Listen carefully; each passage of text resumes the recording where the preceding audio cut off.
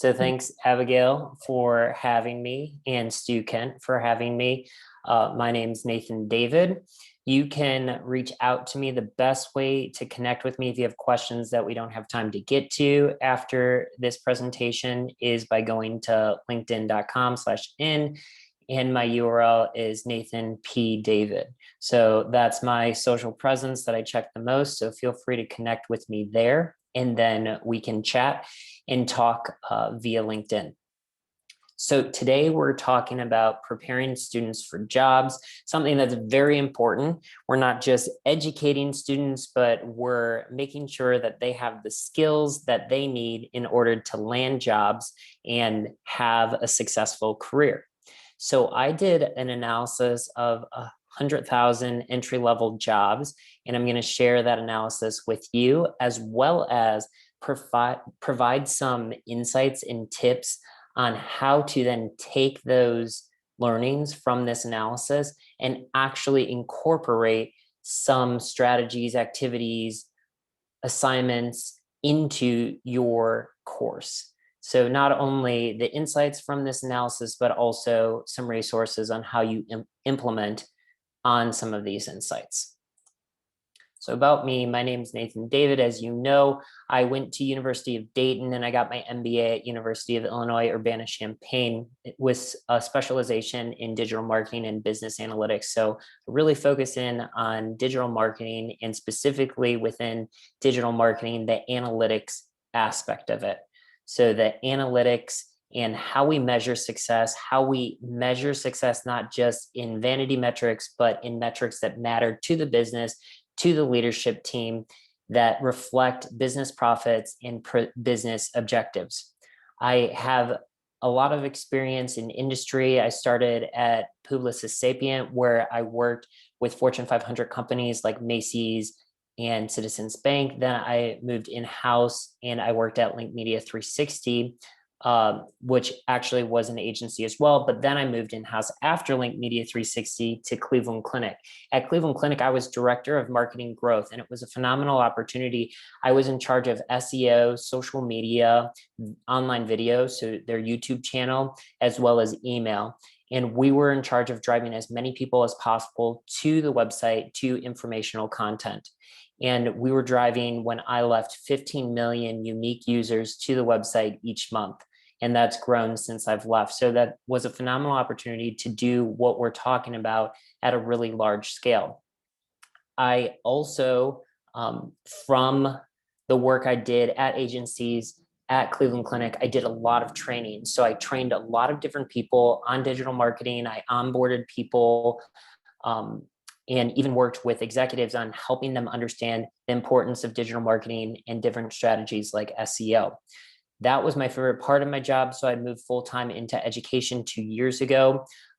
I worked and partnered with Stu Kent to create a textbook. I authored the textbook, Digital Marketing Analytics. That textbook is available now, and it also has a accompanying a simulation with it. So if you want to learn more about my philosophies as it pertains to analytics and digital marketing, that's a great place to go.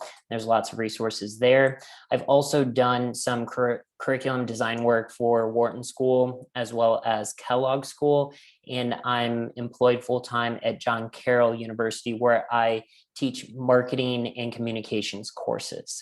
So that's a little about me, just so you know my background and where I'm coming from as I talk about these different strategies and things that you can incorporate into your class.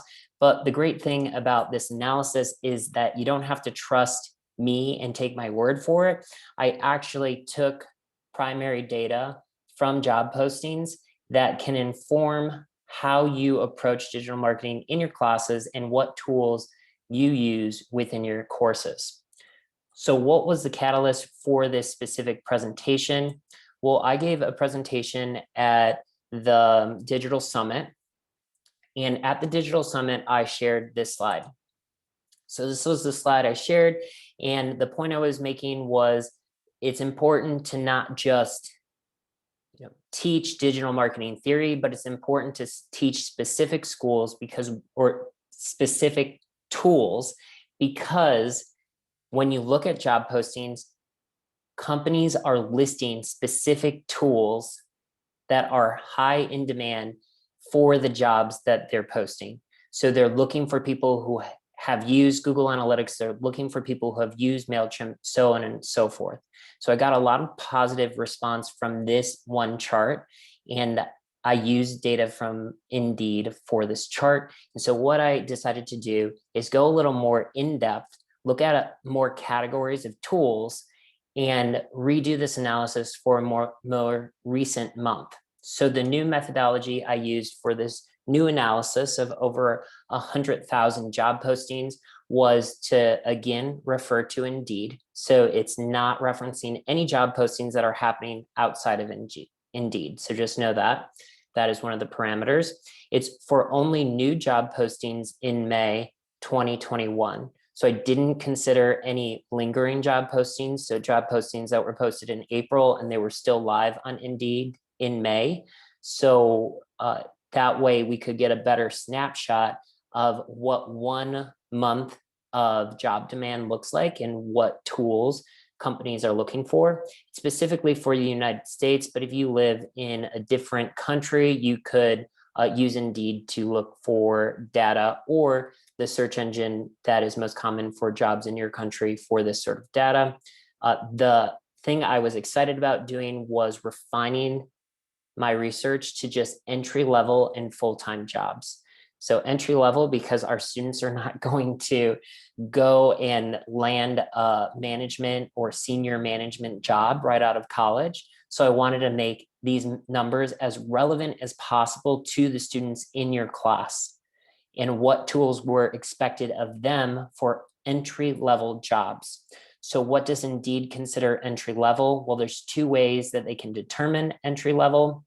The first is either the company indicates years of experience being 0 or indicates the job is entry level, or Indeed infers entry level based on proprietary analysis. And so some categories are classified, or some jobs are classified as entry level.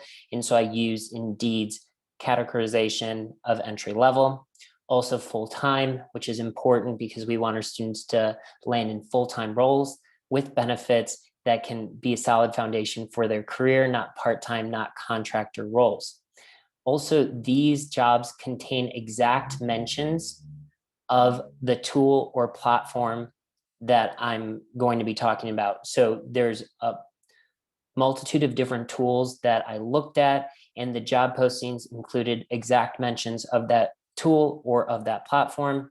And I pulled the top 15 tools or platforms with the largest market share by category. So you'll see I broke the analysis into email platforms, social media platforms, digital platforms, and those different categories. I looked at the top 15 tools by market share for each one of those categories. So it's going to make a lot more sense once I get into the graphs. I just want to make sure that we're all on the same page with the methodology that I used, so you know what this is and what it isn't. So this is the first insight that we have. The Indeed job postings mentioning each social media platform. So I broke out what I had in the previous thing. Here you can see I had a smattering of things across analytics, across different like social media and email. But instead of doing that, I broke it out. So now we're just looking at social media. And what I did was I looked for exact mentions of each one of these platforms.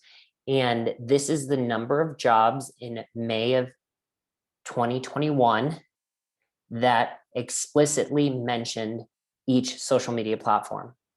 So from this, we can gather that Facebook, far and beyond, is the most included social media platform in entry-level full-time job postings on Indeed. So companies are looking for people with experience with Facebook and using Facebook, which is interesting when you think about the conversations that we're having about social media and the shift of social media from Facebook to Instagram and TikTok.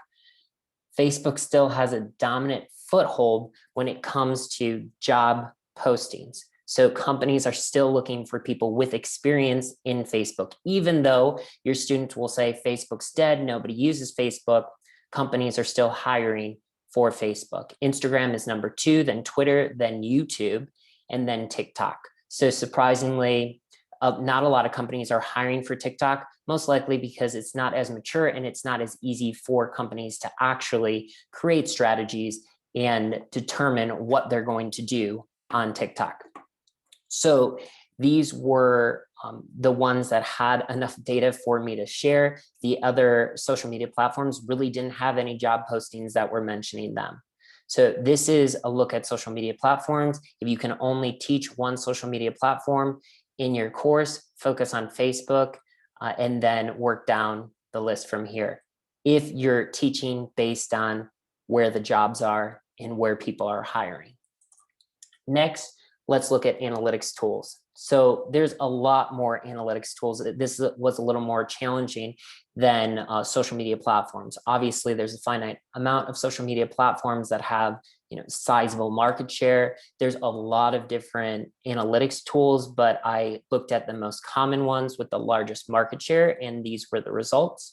So in May of 2021, the analytics tool, so digital marketing analytics tool with the most job postings that mentioned it was Google Analytics. There were almost 2,000 different job postings that mentioned Google Analytics, followed by Tableau and then by Adobe Analytics.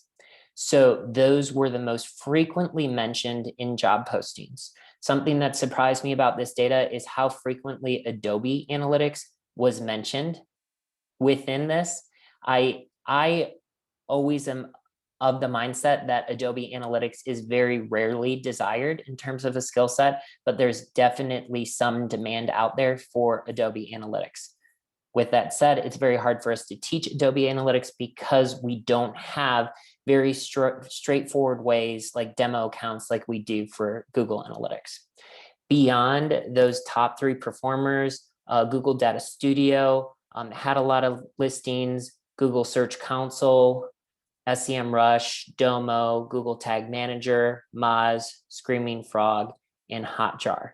So those were the top performing analytics tools in terms of job postings in May of 2021.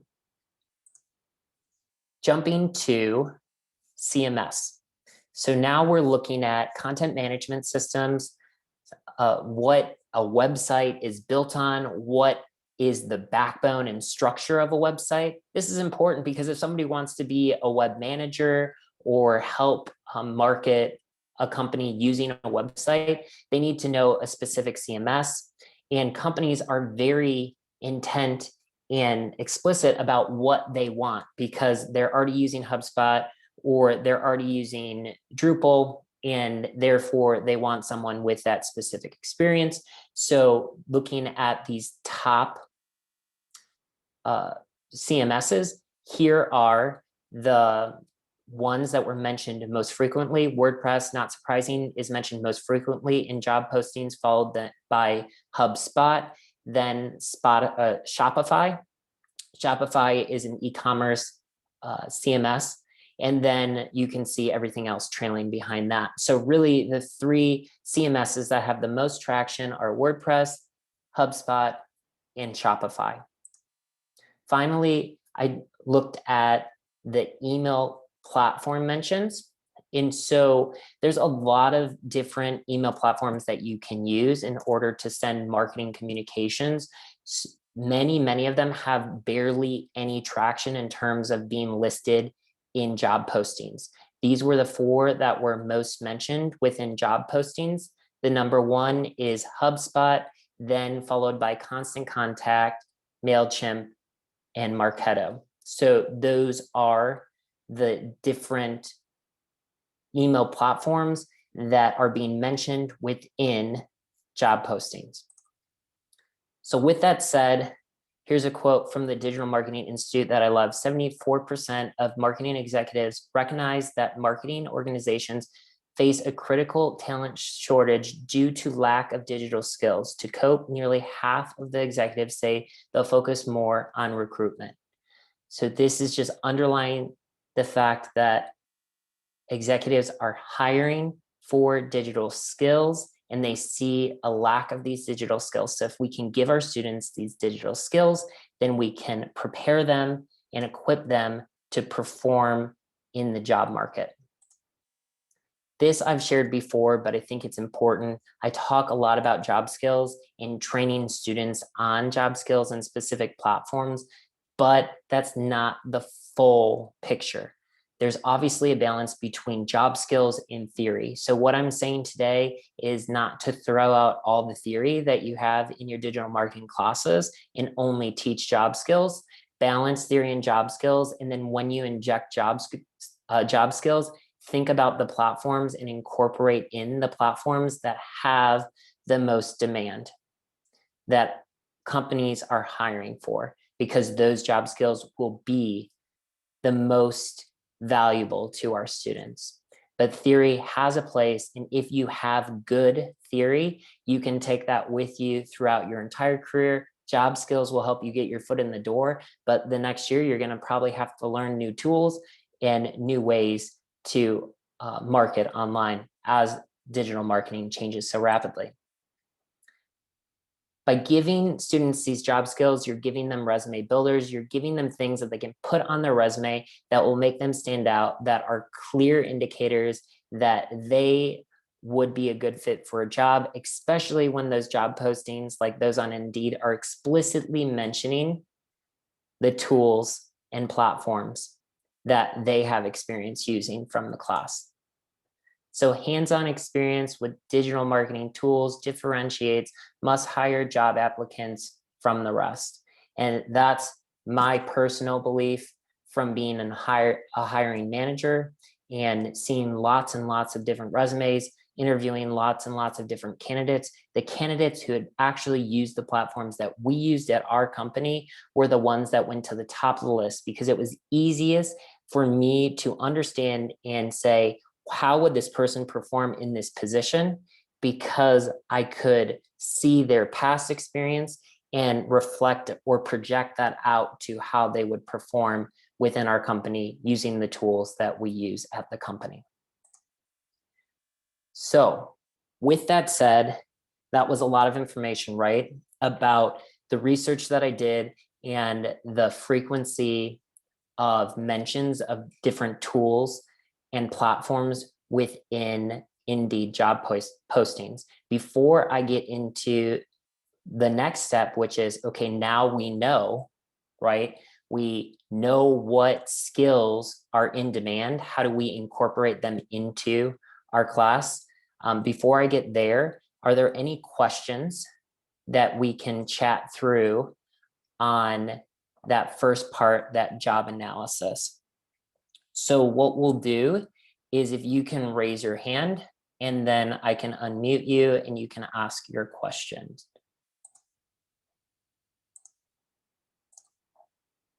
All right, who wants to step up first? Okay, so it looks like Nazook, it is. Yes. Hi, Nathan. Thank you so much. I love using your textbook, even for one of my grad courses, because I like to take the pieces, especially the ones where you have the whole predictive, prescriptive, diagnostic model built out, because it helps students actually tie the breadth of this course. So thank you for that, and thank you for presenting today. My question, I think it's more research oriented. I'm kind of curious as to how you got to all the frequency of mentions, what software, or how did you go about, getting the data? Yep. So I don't have a direct connection or API to Indeed. And so what I had to do for the month of May, you can filter results and look at job postings over the last 14 days. And so I did two mid-May, and then end of May, I did two data collections, and I had a TA help me with that, and then manually went through the process of doing searches through the Indeed platform, setting the filters as I described in the methodology, and then specifically within Indeed, it says there's like an advanced search that says contains exactly any reference of this. And so that's something in quotes. And so, for example, for Google Analytics, it was Google Analytics in quotes. And then that's how I was getting those numbers, because then we were looking at the number of job postings that were posted within the last 14 days. So that's how we collected that data.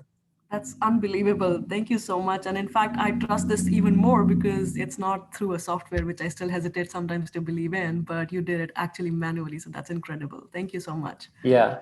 Yeah. So it was a lot of work, but it definitely is something that I want to keep up to date because I find it very valuable. And as this shifts over time, it's definitely something that I want to refer back to and say, is my textbook still as up to date as possible? Is it referencing the tools that companies are looking for entry-level positions? And if it's not, then how can I evolve and improve it? So it looks like we have another hand. Let's see. Is it Petrelli? Yeah. Hello. Hi. My question to you, Nathan, is, did you look, when you were doing this research, did you look for or run any searches on combinations of skills, the specific combination of skills companies were looking for, or even positions that digital marketing students, undergraduate and graduate, are more entry-level skills that students can apply to? And the reason I asked this, I had a meeting with our board of advisors this morning, and a very large CPG brand owner talked about how they are having to redo the customer journey mapping this year. The last one they did was in 2018. And typically these kinds of projects were done, 5-6 at 5-6 year intervals. But now they're having to revise it given the pandemic and given the rise of new channels. And they were saying that, the job skills are going to change. And I was just wondering whether you tried any of that and doing anything like that.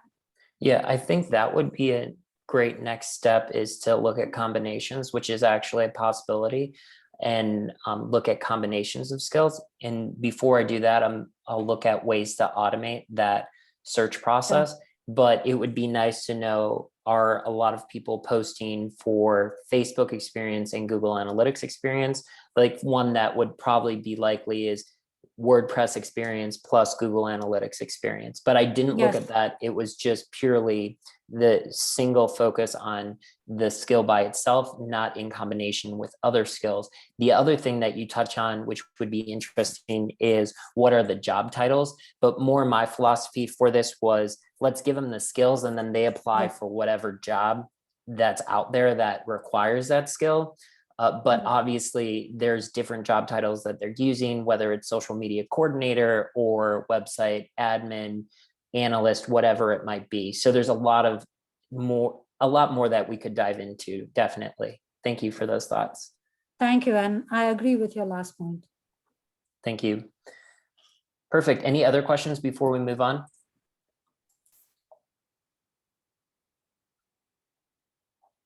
So what I want to jump into now, oh, you can see my performance evals. Okay, so what I wanted to jump into now is a resource that I created in partnership with Stu Kent to support with what we're talking about today. So it's not an individual textbook, it's actually an aggregate view of the different Stu Kent resources and how those different resources can support you in all these various areas. And so these logos, it's just a visual representation of the different experiences and the different skills that you can equip your students with, all the way from Google Analytics to HubSpot. There's a lot in this resource tool. So what I did was I created this blog post. They have it titled as 67 free resources to build your students' marketing resumes. What it is rather than you having to go into a textbook and look for specific resources, it pulls the resources out for you and it buckets them by specific categories. So for example, is it a strategy resource, a digital marketing strategy resource? Is it a digital marketing and social media resource? Whatever it might be. So let me show you what this looks like and how you could use it.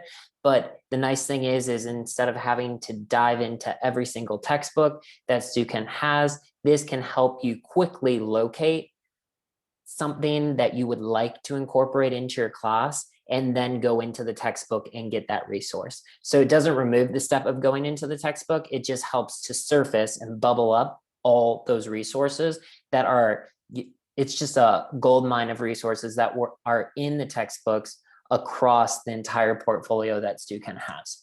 And so what I'm going to do is go to this link. And you're welcome to navigate to this link whenever you would like, during or after, but it's just stukent.com/resume building activities. This will take you to the blog post, which is publicly available.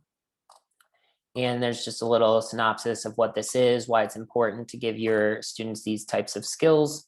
And then it breaks down those different resources by category. So here we have digital marketing, analytics, and strategy. So this is different activities, certifications, assignments that are relevant to analytics and strategy for digital marketing. And so here you can see that we have web analytics. So we have Google Analytics, not only some demos, but also certifications. We have a budget allocation across many campaigns, which is a strategic skill set. It even incorporates in simulations. And so, for example, Mimic Digital Marketing Analytics Simulation has a strategy component where you're allocating budget across many different campaigns, A/B testing, a couple different resources from Stu Kent textbooks here, as well as a simulation, and so on and so forth. So you can see there's a lot of different resources with analytics and strategy, but then we can go down to websites. There's some great resources in Digital Marketing Essentials. If you use that textbook, you may already know of these, about a website creation project. And so you can actually have your students build a website within WordPress, and this takes you to that specific textbook. And then specifically within chapter 2 is where you can find that project. Also, there's a demo account free to access, not within Stukent, that we reference right here. And so that demo account is called Optimizely Demo Account, and you can access that. Wishpond also is an assignment within Digital Marketing Essentials that is built out around making a landing page for a specific company. And so that brings that to the service for you right there. We have tons of resources around social media and content marketing. This is broken down by platform. So if you want to do something with your students in Facebook, you can go to this Facebook category and explore these different options and pull the resources that you need from the textbooks. Email, there's several different resources there. Paid search and display, SEO, and then finally we have SEO, and it has some resources there. So the great thing about this is, although if you wanted to use the textbook with your students, the students would have to pay for the textbook at the beginning of the semester, and then they would go through and use the different components. But you as a professor, you have free access to all these different resources. So if there's a specific assignment or activity that is intriguing to you, you can still get into that assignment or activity and determine if you'd like to use it with your class.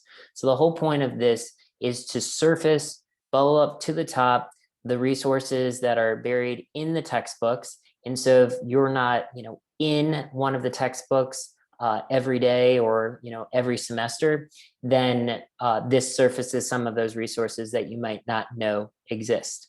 So this should hopefully be a great resource. It was a great exercise for me to go through and realize some of the different assets, assignments, and activities that I could be using from various textbooks. And hopefully it does the same for you.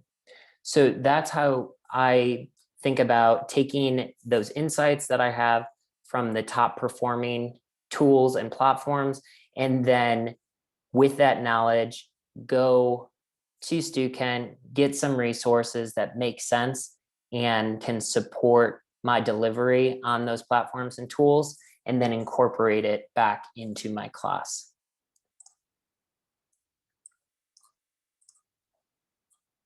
So these were just screenshots of what I just showed you live.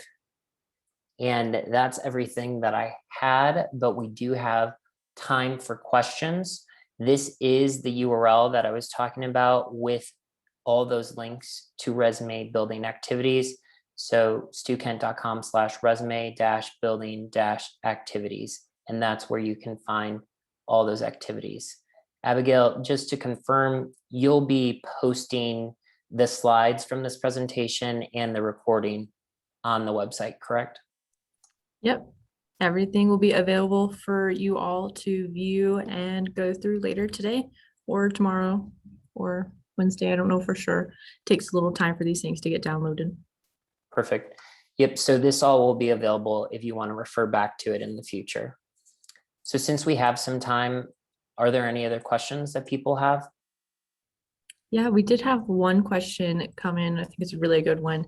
Some forward thinking. How should we think about planning for when the consumers will be in 5 to 10 years? Will our students be like their parents and go to Facebook, or will they stay on Instagram? What kind of thoughts do you have on that? Yeah, so it's an interesting balance, right? Because the students that you have, I mean, a majority of the time, a digital marketing course is later in someone's college career, not one of the first classes they're taking. And so your students are going to be going into the job market, right, in a year or two.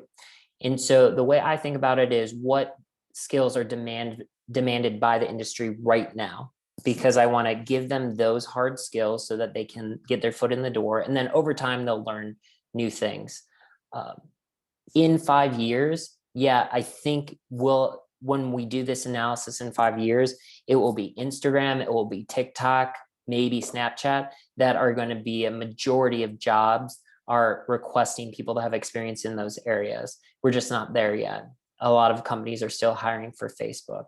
So I give my students the skills to get their foot in the door, and then as they grow at the company, they can start being an advocate for, we need to do more on Instagram, we need to do more on Snapchat, and so on and so forth. So that's my thought with the hard skills, and definitely training for the current demand versus the future demand down the road.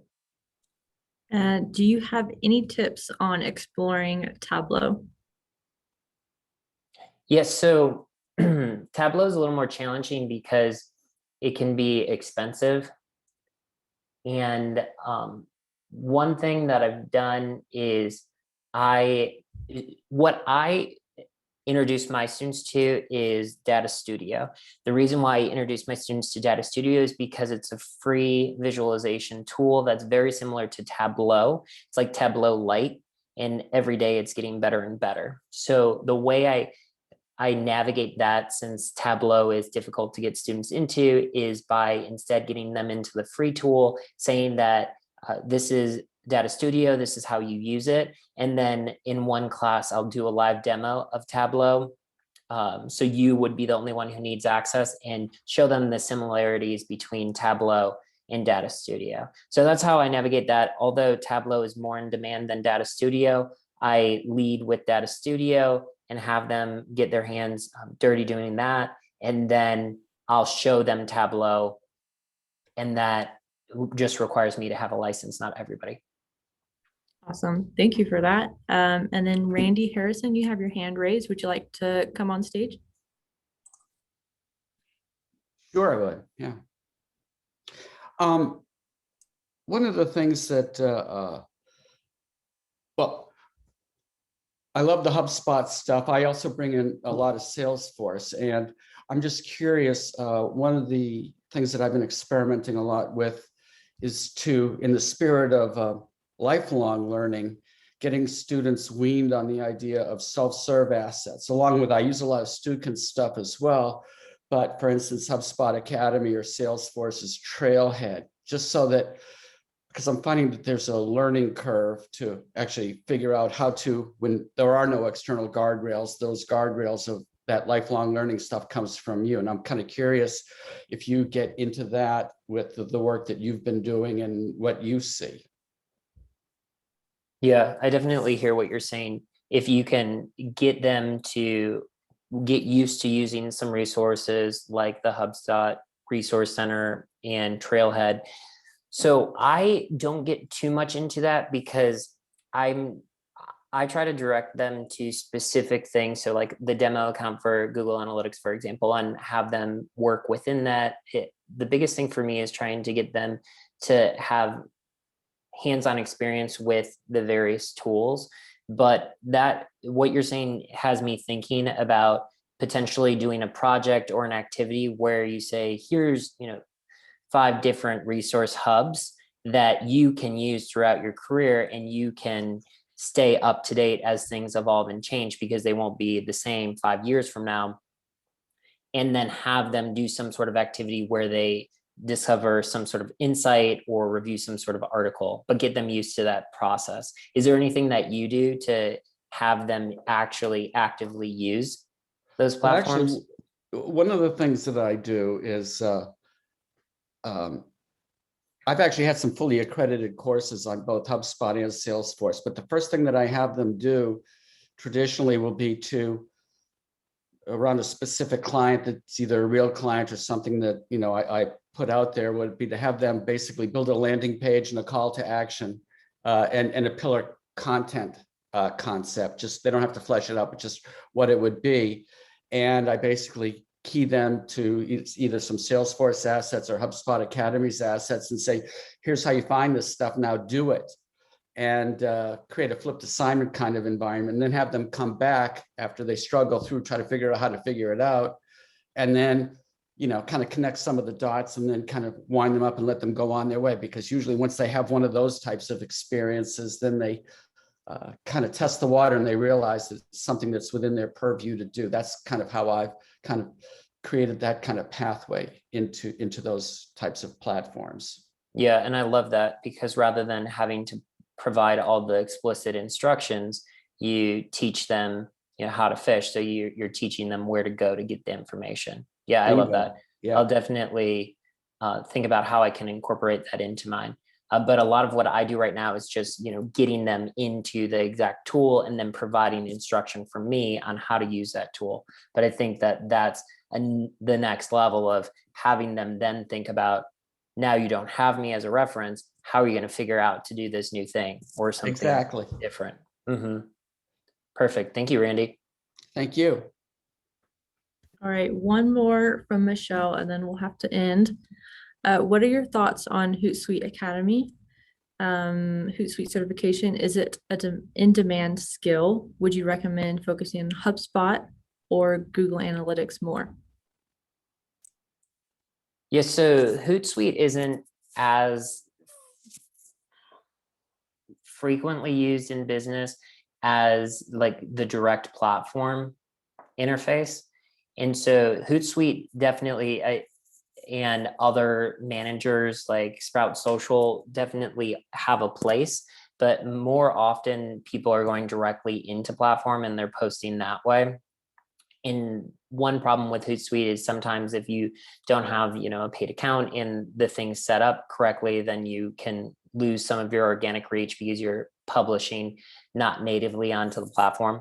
Besides that, for certifications, the certifications that I incorporate into my course are the Google Analytics certification, the Google Ads certification, and then the social media certification from HubSpot, and and there's another one, content marketing from HubSpot. And so those are the ones that I use.